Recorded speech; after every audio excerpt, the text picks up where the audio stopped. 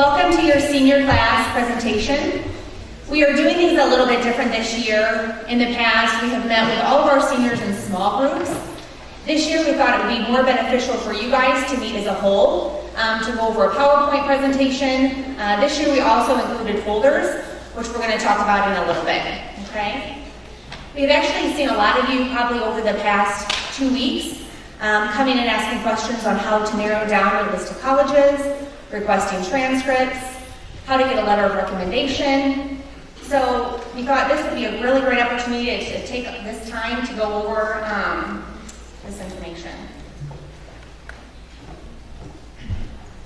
So getting started, probably the biggest piece of advice that we can give you is just to be organized.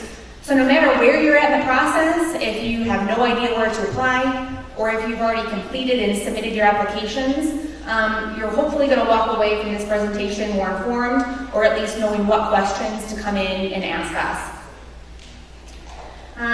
So to help you with the organization process, like I said, we have included a folder for each of you. And in that folder, up on our PowerPoint, if you want to follow along with us, there's a whole bunch of information in there. You're going to have a senior planning calendar, a checklist for college, a request for transcripts and an information for recommendations, a list of helpful resources, and some information on financial aid. So we're going to touch on each of these topics today.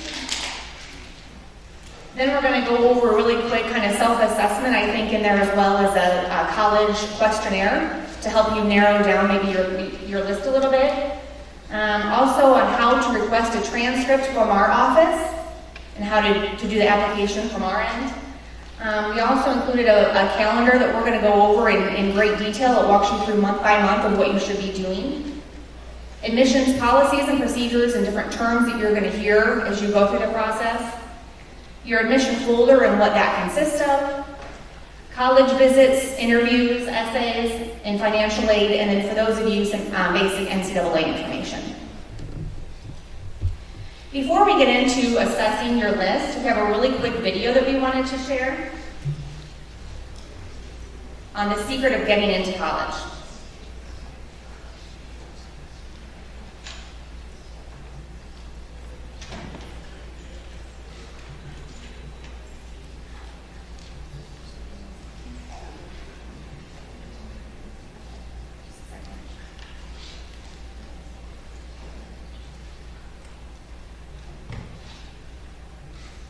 Or maybe.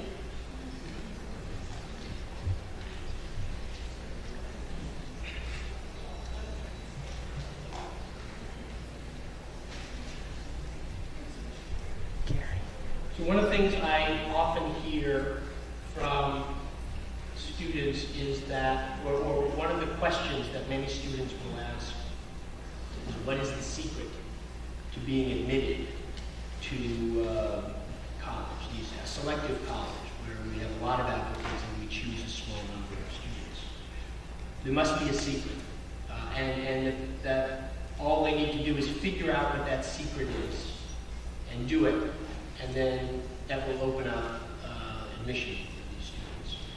And the reality is that there is no secret, and in fact, the best thing that any student can do for themselves is to figure out what they like to do and do those things with as much energy and enthusiasm as they can, and not to focus on what the colleges themselves are looking at, or what they think the colleges themselves are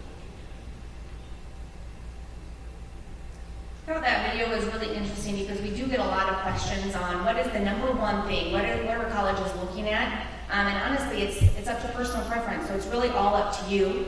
This kind of leads us to our next slide. When you start considering where you want to apply to, it's really what are your priorities? What means the most to you? What are you looking for?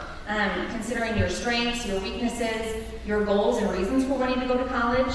And when you start thinking about some of those goals, be realistic. You're not going to have all of your questions answered, but you do need to know the questions to ask to help you through that admission procedure. And that way, myself and Mrs. Vellucci can help you. And we actually included in your folder, I think one of the first pages, is a college kind of questionnaire to get you thinking about some of those questions. Questions such as, why do I want to go to college? What am I looking for? Am I looking for a small private school or a large, 4-year public university? Do I want to stay near home by my family, or do I want to spread my wings and go somewhere different? Am I looking for a specific major that only certain colleges may offer? Are my grades good enough to get into a certain university? Do I want a very demanding academic environment? Those are questions that you need to consider, and that will help narrow down your choice of where you're looking to apply to. Next, we're going to look at the 4-page green sheet in your folder, which is your senior planning calendar. Again, it's broken down month by month, so this way is a guide to help you knowing what to do each month throughout your senior year. Looking really from September to November is going to be primarily just completing your applications. Attending college fairs. There's a college fair coming up on October 11th. It's the Greater McLean County College Fair, and it's actually here on ISU's campus. Again, it's October 11th from 5:30 to 7, and it's located just across from the ISU Bowling and Billiards. So if you're still one of those students that are struggling on finding where you want to go and what you're looking for, make sure that you attend that, because you're going to walk away with a lot of really good information. You're also going to be requesting letters of recommendation, whether it's from myself and Mrs. Lucci or even one of your teachers. And then filling out, of course, all the financial aid information. Financial aid, as some of you may know, you used to be able to fill out the FAFSA January 1st. That date has now moved up to October 1st. So we are in the process of working with our financial aid department at ISU to provide a financial aid night for our parents. That will focus solely on financial aid, filling out the FAFSA, and specific questions depending on your family background, and you'll be able to get those questions answered. That is hopefully going to be scheduled for the end of September, early October. Moving on to December to January, requesting those mid-year reports, especially if you're one that's doing the Common App. So after you complete first semester, several colleges will want to see your grades and how you performed first semester. So we will be sending those out. And also let your institutions of choice know if you've made any schedule changes, just to keep them informed on any changes that you might make. February to March is going to focus really heavily on scholarships, specifically here locally in Bloomington Normal and at U-High. Make sure that you are checking our scholarship page from our U-High website. We're actually in the process of renovating our webpage a little bit, so our scholarships will be updated frequently. But again, the bulk of those are going to be mostly second semester. And then obviously in May, you've got May 1st to make that final decision on let those colleges know where you plan on attending. Looking just at parts of the admission folder, depending on where you're going, you're going to have different parts that go into that. Obviously, you're going to have your application, you're going to have your academic record, which is your transcript. It shows the colleges, all the courses that you've taken, freshman through current, shows your GPA, the grades you've earned. It will also include your test scores. However, if certain institutions want an official test score, that needs to come directly from ACT. Some institutions will take it from our transcript, others will need it directly from ACT. And please keep in mind that we do not rank our students, and that is actually beneficial for most of you because our average GPA tends to be very high. Some of you with a 3.4 may be in the bottom half of the class. A 3.4 is an excellent GPA, but if we can't say you're in the top half, then some institutions will look down on that. So we do not rank at all. Again, making sure that you're reaching out to ACT if you were not sending your scores when you took your ACT. Keep in mind that as a general rule, the larger institutions will place more value on actual stats, probably than your smaller schools. So if you're looking at a really large four-year institution, the way that they make their admission decision is going to be more so on what's their GPA, what's their ACT score, where smaller universities are probably going to focus more on having an interview and an essay and put more emphasis on those things. Again, Mrs. Lucia and I do a lot of school recommendations. If you're one that's doing the Common App, it's called the Secondary School Report, so that's going to need to be included, as well as your teacher recommendations as well.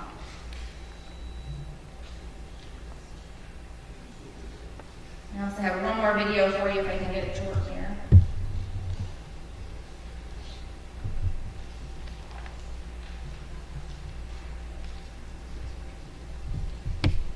Students, when we're on the road, we often play a little kind of quiz show game with students asking what they think is the most important part of the application. Many students respond, well, the testing must be the most important. It's actually one of the less important elements in the file.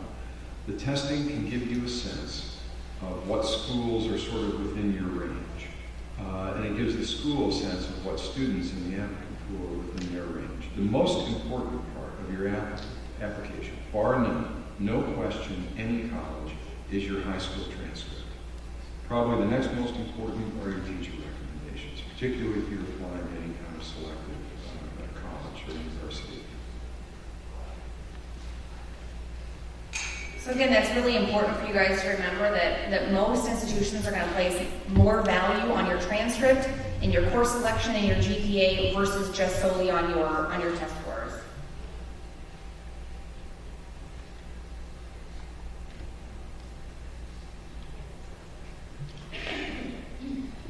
Next, just a few terms that you may need to know as you start going through the process, and some of you might have already heard some of your peers getting accepted, and you're thinking, well, I haven't even sent my application, how are some of my peers being accepted?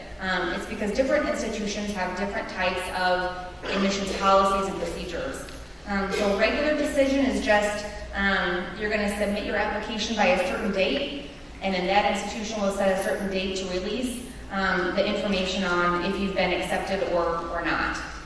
Rolling admission is as soon as that student submits an application, there's a really short term as far as when the institution will inform you if you've been admitted or not. Again, that's on a rolling basis, so you find out very quickly if you've been admitted. Early action is pretty popular, at least in the past for our students. The benefit is that you apply early, and then you will find out earlier, typically December-ish, if you've been accepted or not. Early decision, it gets a little bit more complicated. We do not have very many students each year that decide to go early decision. It is a binding contract, meaning if you apply early decision, you can only apply one school early decision, and then if you are accepted there, you are expected to go there. The only exception is if there's a financial aid package that is not acceptable with your family, and that is actually up to the institution to help make that determination. We've been told through working with some of our surrounding colleges that early decision is oftentimes really beneficial for the college. It is not always beneficial for the student because that college or institution knows that they have you, you are locked in, and oftentimes you can't compare and contrast the different financial aid packages or scholarships at other schools because you are already locked in to going to that specific school and paying a certain amount. Restrictive early action, again, you can apply early action, but there are certain schools that you can only apply early action to one institution. So make sure you're reading that fine print. Different institutions will offer different types of admission. So you just need to communicate with us if you plan on doing any of those. Typically with both early decision and restrictive early action, there's a form that comes with that where both the student, the parent, and actually we need to sign off on that as well. That way the institutions know that the student is not applying to 3 or 4 or 5 schools early decision. Just a few more admission terms. Deferred admission means that the student has been accepted to start in the institution and the program. However, there's a delay, so that student may decide to work for a year or a semester, or possibly travel or do some form of an internship. And then once that year is over, then you are still scheduled to start the university the following school year. So that is considered deferred admission. Open admission is going to be anybody. So you're looking at Heartland, a lot of your community colleges are going to be an open admission. And then of course your wait list, meaning that you are not given an acceptance or denied. It's just a matter of kind of waiting to see the students that have decided to go to that institution, and then they can tell you at a later time if you've been admitted or not. Does anybody have any questions about anything that we've covered so far? think at this time I'm going to turn it over to Mrs. Bellucci.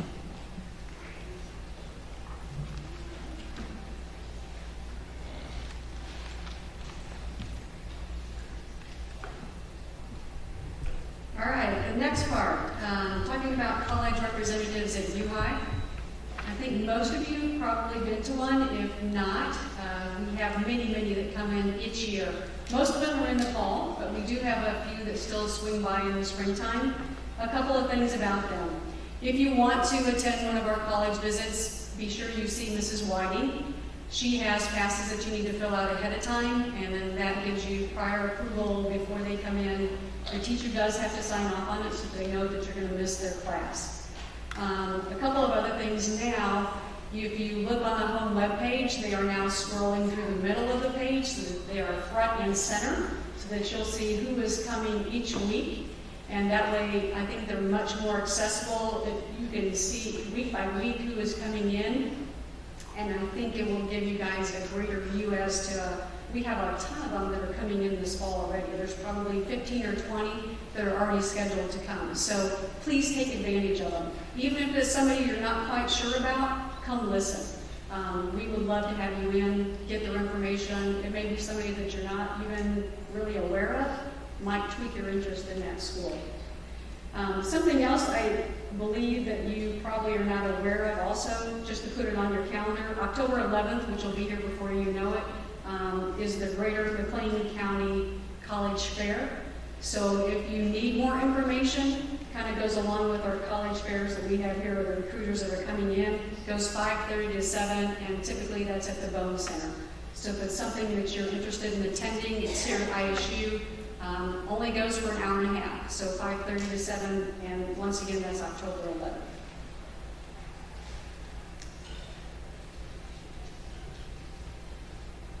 Hints for a college visit. Many of you guys at this point have already been on your college visits, but lots of you still have college visits that you're taking.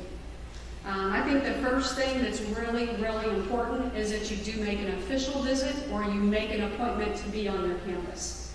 And with that appointment, you take their official tours, check out their facilities, do the whole bit while you're there. Tour the dorm, tour the cafeteria. If you're there, eat a meal because you're going to be on that campus. Get a taste test. See what it's actually going to be like so that you're sure while you're there you're going to like and get a feel of what it's going to be like while you live on that campus.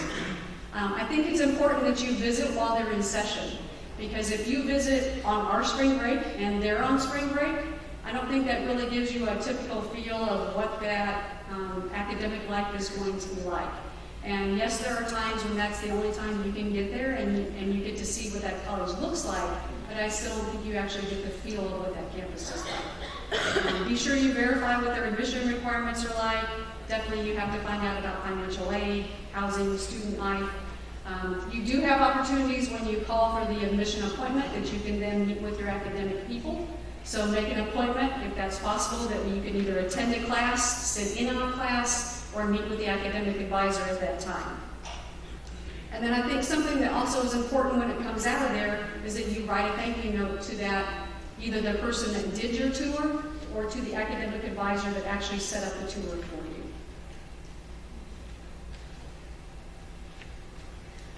One other last thing about Hints for a College campus tour. There are many, especially the smaller private institutions, that when you are looking at their campus, they keep track of who has come to their campus. And if you are really interested in their institution, if they do not have you down for a tour and have seen that you have been on their campus, then they do not believe that you are interested in their institution. So be sure, especially for those smaller ones, if you have not visited, be sure you get there. Because for some of their eyes, if you have not been on their campus, then they don't think that you are interested in them. And that's something that you must do if you are interested in their institution. College interviews. I don't think college interviews come up for every campus that you're interested in. So I'm not going to spend a great deal of time on this. But I think the college interview also kind of flows into the scholarship interview. So in some ways it's one and the same, and you can probably use some of the same questions later if by chance you end up in a scholarship interview. So of course you want to be prompt.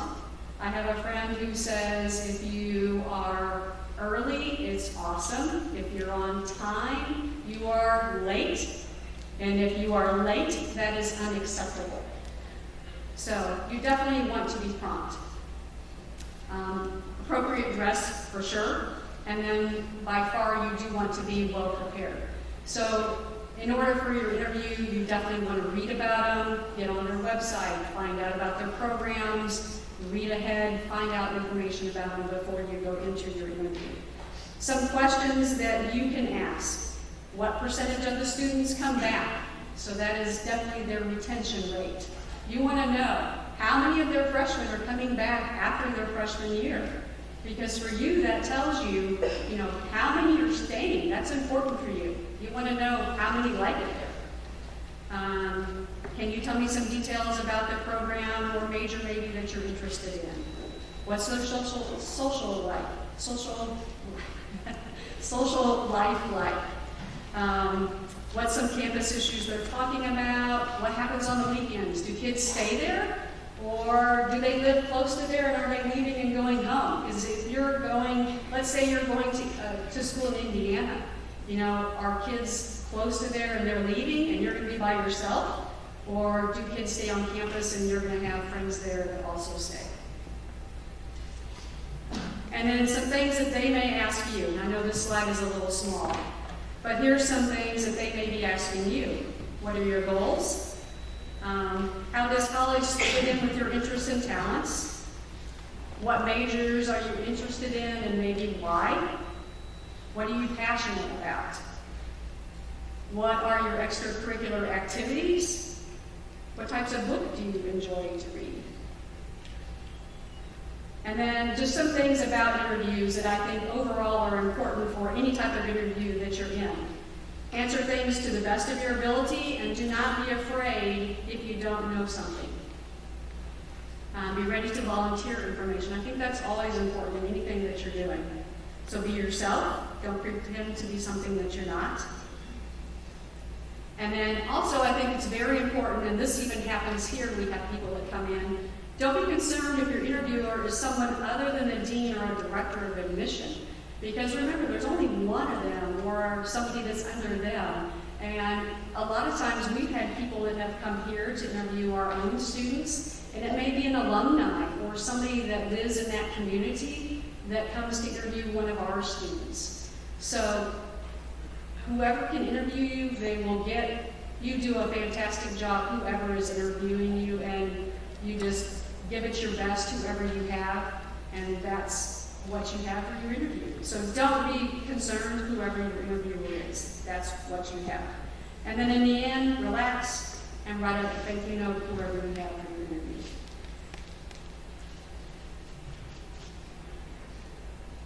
Oops, I went the wrong way. Sorry. Okay, this is stuff for our own office.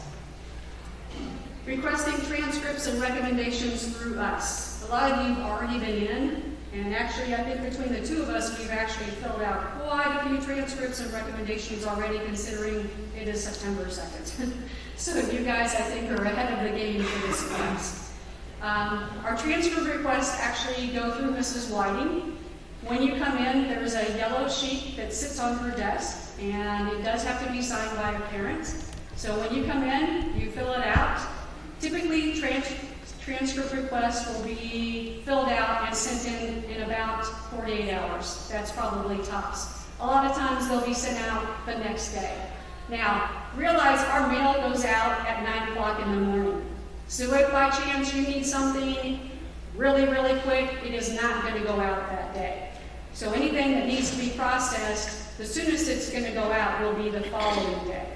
So just understand that if by chance you need something postmarked, it will not go out until at least the next day. Anything that you need always will be sent in with a school profile.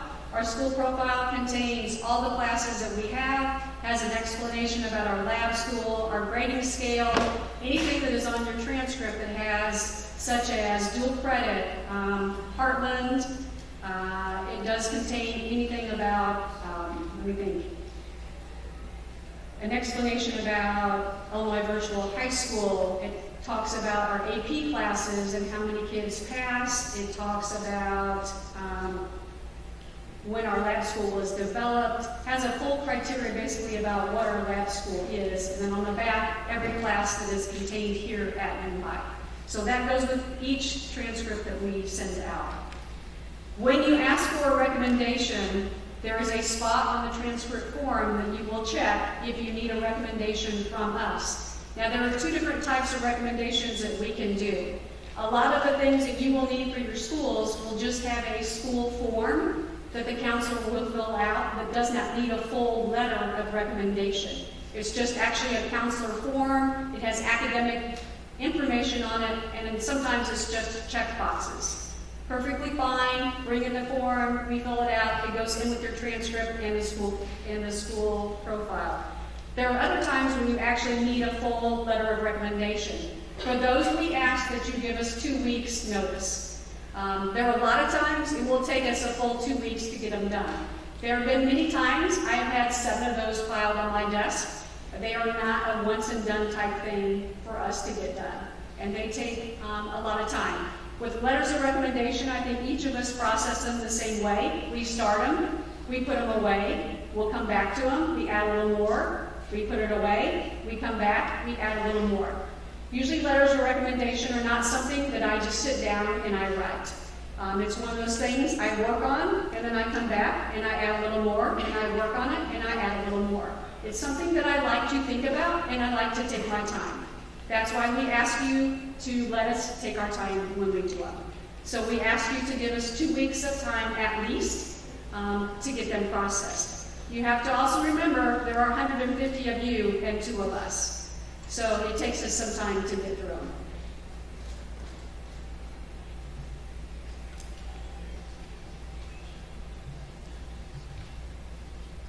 Okay, the common application. Many of you will start using the common application if you have already not done the common application. A couple of things about it before I actually get into the steps here. Mrs. O'Connor and I both opt out of what we call the online process of the common application. And what that means is we still do the paper application part because we send our transcripts by paper at the school also. So instead of us sending our recommendations by online, we just send our part of the common application with the transcript to keep that part of the file all in sync. So in the common application, you will have to select recommenders when you get into that part of the common application. When you put our email address in, it will actually say, when you put in KJ Bellucci, it will say, your counselor has opted out of the online process. It will then tell you to print off the forms and bring them into our office. You only have to print off 1 copy. If you are applying to, let's just say, 7 different common application schools, we will make 7 copies in our office and send them to those 7 different institutions. You do not have to do that part, we will. So you only have to do the 1 copy for us, and then we make all the copies in our office. The common application, though, is wonderful for you guys. There are about 700 schools now that use the common application. So the great thing for you is it saves you a bunch of time if you are applying to many schools that do use the common application. Your recommenders are on there, so you put in the email addresses for 2 different recommenders if you're using them for different social science, math, whoever you want to use for 2 different recommendations. Except for the counselors who we do opt out. Create your account, add the schools to your list. Do understand, though, that your schools may have different criteria that you do have to follow. So we did attach on the your helpful resource. There's a link we put on there if you want to look it up, or you can just go to the Common App to find it. But it will show you the school's requirements specifically so that you can start to follow which schools have which requirements that you're looking for. The information that you're specifically going to need for your application, of course, will be your transcript, letters of recommendation, Hopefully you've been keeping what your extracurricular activities are, as well as community service hours. The more specific you can be on your community service hours, the better. As you get into your scholarship process, the places that you start listing, you're going to want to know how many hours, where, and then total hours that you have done for community service as you start listing those places.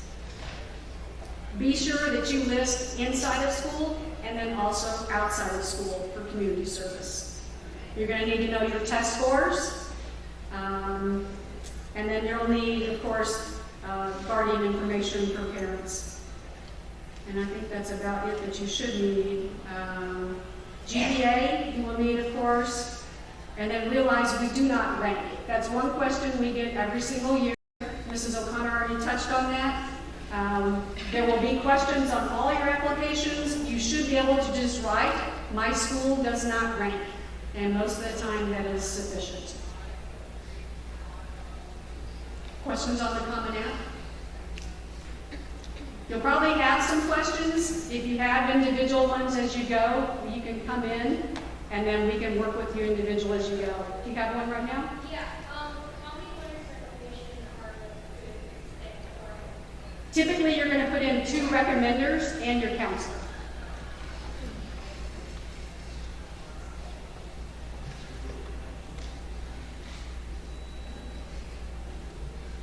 All right, some of you have already also started on scholarships.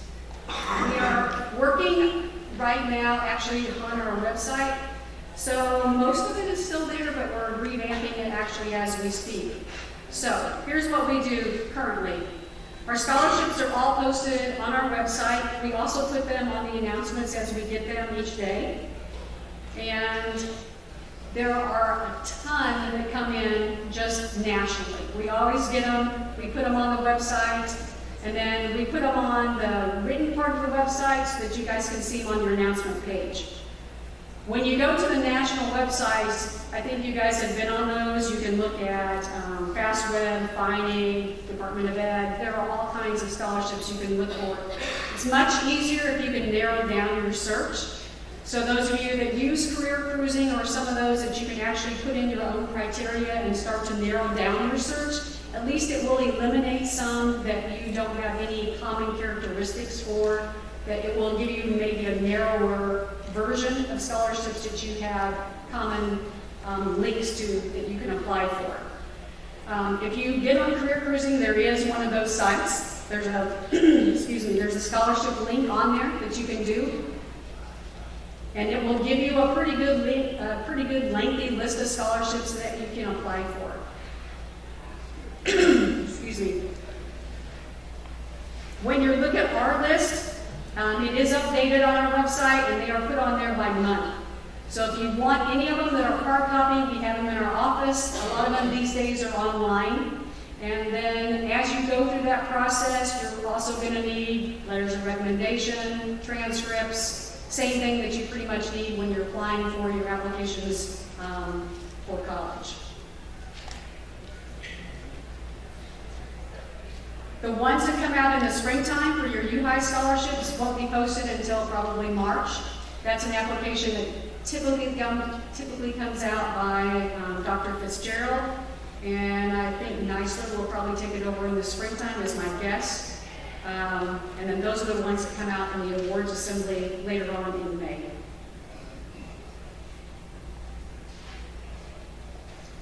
On your helpful resources sheet, there are some links for scholarships, so we did post those on there. Scholarships take a lot of time. They are well worth it if you find some that you qualify for. I think the key to scholarships is searching for ones that you have common characteristics with that you can apply for.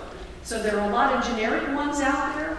I think it's just taking the time to narrow them down and finding the ones, excuse me, that are right for you.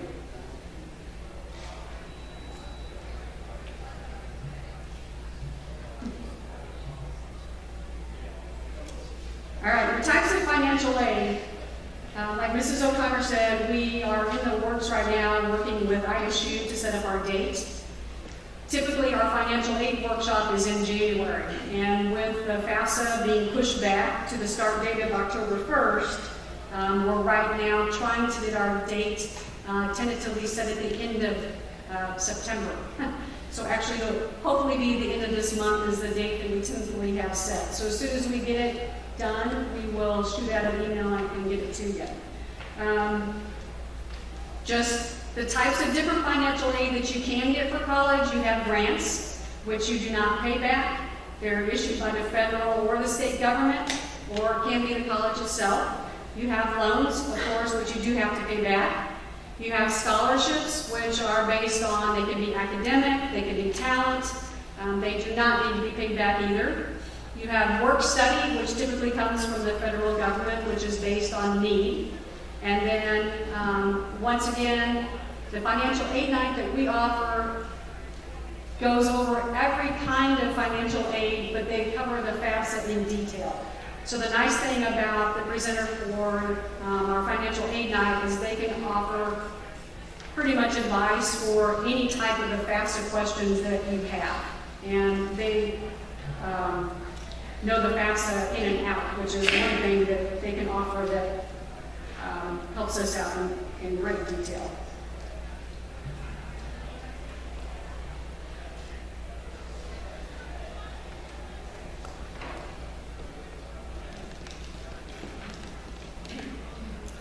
And then NCAA, for those of you that are interested, you probably have already registered, or if you have not, and you believe you're going to be a Division I or II athlete next year, you need to be registered. So if you have not, you need to see us next week. So this is your call to those of you that have not registered. See Mrs. O'Connor or I next week if you're going to try to play sports next year in college.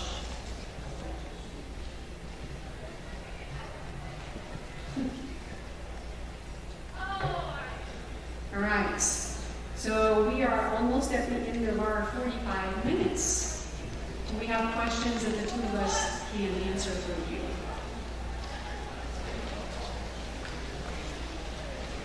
For you guys as seniors, hopefully this will just, I know that's a lot of information in your packet. I think that will get you guys off and running. And we are here to help you individually with whatever we can help you with to get you guys going with your college process. We wanted to do this in a big group sooner this year than we have in our individual sessions, just because we thought if we could get this information to you in a larger group, this would kind of spur you on to get your college admissions started early in September. So now that many of you have already started applying, I think with your transcript process, requesting and so forth, this should hopefully get you going into the month of September. So just let us know what you need, and we are here to help you with whatever we can do. Thank you guys. I know you had to get up early today, and we appreciate you guys coming.